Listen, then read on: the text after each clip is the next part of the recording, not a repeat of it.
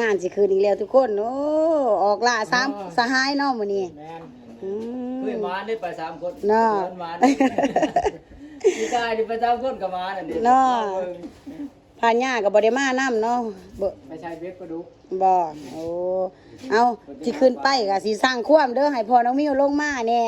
สีขาวสีงามแน่เขากิน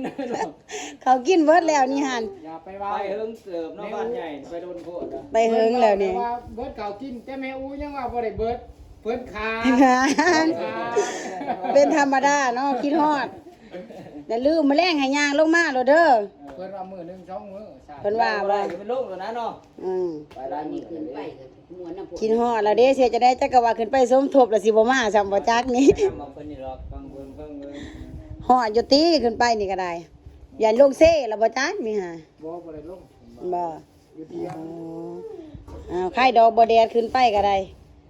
ไปโชคมานเฮิงได้แหละสิว่าคุย